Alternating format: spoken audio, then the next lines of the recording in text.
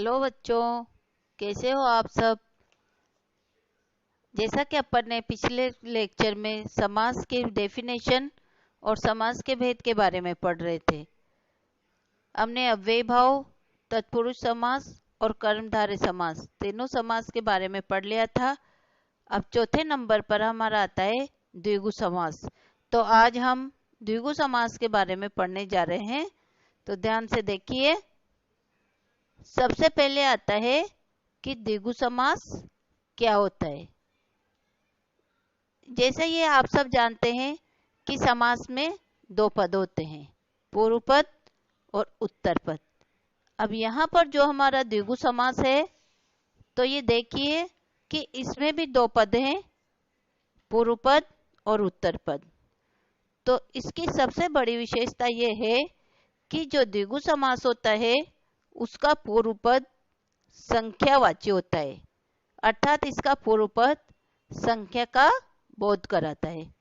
दूसरी बात क्या है कि ये जो द्विगु समास होता है यह समूह अर्थात समाहार का भी बोध कराता है।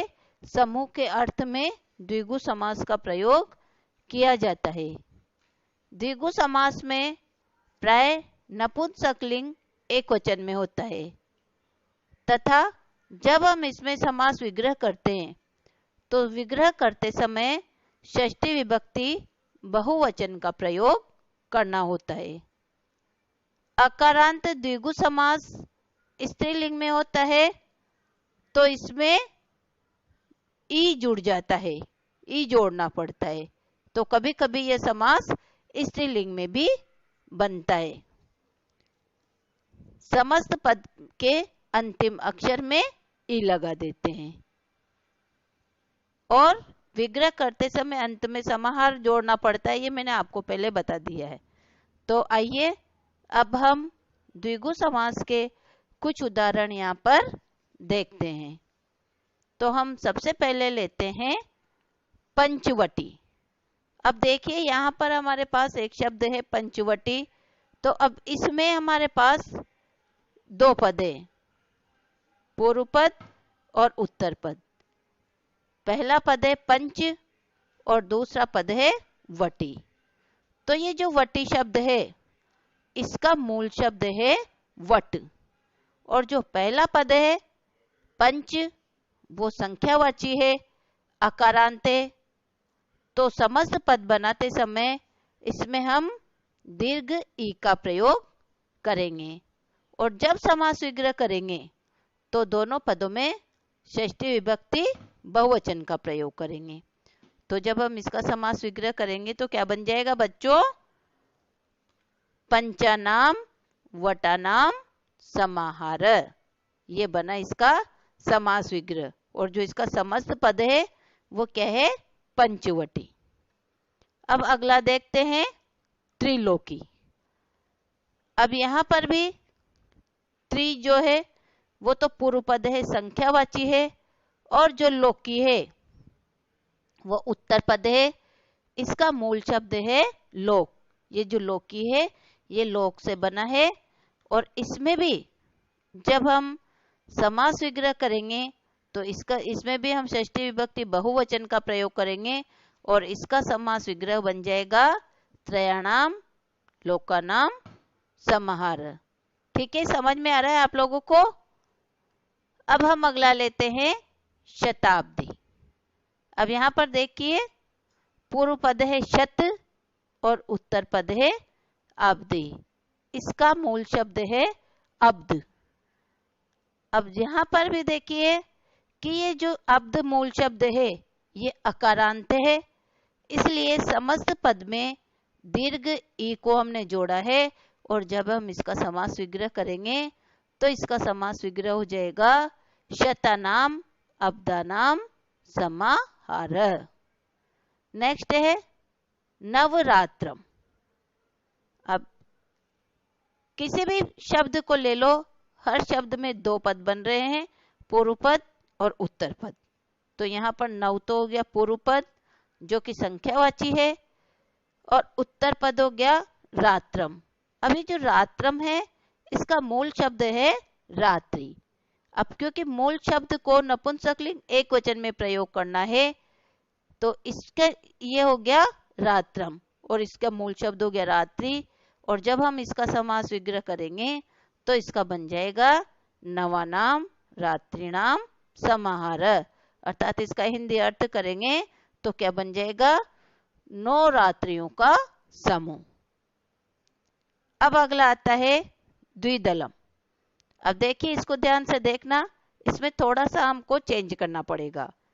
यहां पर जो हमारा पूर्व पद है द्वि और जो उत्तर पद है दलम। अभी जो दलम शब्द है ये तो नपुंसकलिंग एक वचन है, और जो द्वि है यहां पर आप देखिए कि यहां पर 2 की संख्या है। कितने की संख्या है, 2 की संख्या है, द्वि। तो अब इसमें क्या है कि जब हम इसका समास विग्रह करेंगे तो यहां पर षष्ठी विभक्ति का बहुवचन नहीं होगा। क्यों नहीं होगा, क्योंकि द्वि में 2 की संख्या है और संस्कृत में 3 वचन होते हैं।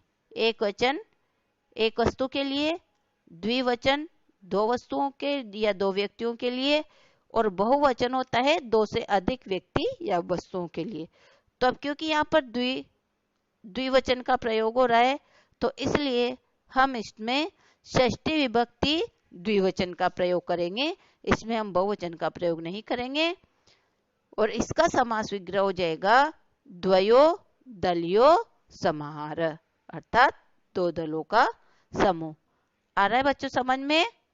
अब आगे देखिए सप्ताहम।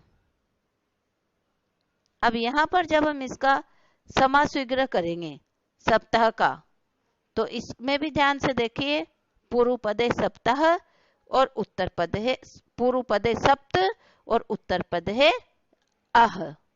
अब इसमें भी क्या है, समास विग्रह करेंगे तो वही षष्ठी विभक्ति बहुवचन का प्रयोग होगा, और हम इसको कर देंगे सप्तानाम आहनाम समाहार। अह कहते हैं दिन को, अर्थात 7 दिनों का समूह। ये हो गया हमारा सप्ताह का समास विग्रह, सप्तानाम अहनाम समाहार। नेक्स्ट है त्रिभुवनम। क्या है, त्रिभुवनम। अब जो हमारा पूर्व पद है वो तो है संख्यावाची और दूसरा है उत्तर पद। तो जब हम इसका समास विग्रह करेंगे तो इसका समास विग्रह बन जाएगा त्रयाणाम भुवनानाम समाहार। ठीक है। नेक्स्ट आता है सप्तऋषि, सप्तर्षि। अब इसमें भी देखिए, एक तो पूर्व पद है सप्त और उत्तर पद है ऋषि। अब यहाँ पर जो पूर्व पद है उसमें सप्त 7 का बोध हो रहा है, संख्यावाची शब्द है, और उत्तर पद है उसमें मूल शब्द है ऋषि। तो इसका भी जब हम समास विग्रह करेंगे तो वही षष्ठी विभक्ति बहुवचन का प्रयोग करते हुए इसका बन जाएगा सप्तानाम ऋषिनाम समाहार, अर्थात 7 ऋषियों का समूह। नेक्स्ट है अष्टाध्यायी। अष्टाध्यायी, पूर्व पद अष्ट और उत्तर पद अध्यायी, जो कि अध्याय मूल शब्द से बना है। तो इसका जब हम समास विग्रह करेंगे तो वही षष्ठी विभक्ति का प्रयोग करते हुए इसका बन जाएगा अष्टानाम अध्यायानाम समाहार, 8 अध्यायों का समूह। नेक्स्ट है चतुर्युगम। चतुर तो संख्यावाची शब्द है, पूर्व पद है, और युगम है नपुंसकलिंग में अकारांत है, और ये है इस मूल शब्द इसका युग। तो जब हम इसका समास विग्रह करेंगे तो हमको मिलेगा चतुर्नाम युगानाम समाहार, 4 युगों का समूह। नेक्स्ट है त्रिफला। त्रिफला है, इसमें पूर्व पद है त्रि और उत्तर पद है फला। पूर्व पद संख्यावाची है और उत्तर पद है फला। इसका जो मूल शब्द है वो फल, फल से फला बना है, तो इसका बन जाएगा त्रयाणाम फलानाम समाहार, 3 फलों का समूह। अब नेक्स्ट हमारे आता है पंचपात्रम। अब यहाँ पर देखिए पंचपात्रम, दो पद हैं इसमें, एक पूर्व पद है पंच, दूसरा उत्तर पद है पात्रम, जो कि नपुंसकलिंग है, अकारांत है, और ये बना है पात्र शब्द से। इसका जो मूल शब्द है वो पात्र है। तो जब हम इसका समास विग्रह करते हैं तो वही षष्ठी विभक्ति बहुवचन का प्रयोग करते हुए हम इसको बनाएंगे पंचानाम पात्राणाम समाहार। पात्र कहते हैं बर्तन को, अर्थात 5 पात्रों का समूह। आगे बच्चों समझ में? ये हमारा द्विगु समास था। एक बार और देखिए द्विगु समास में क्या होता है।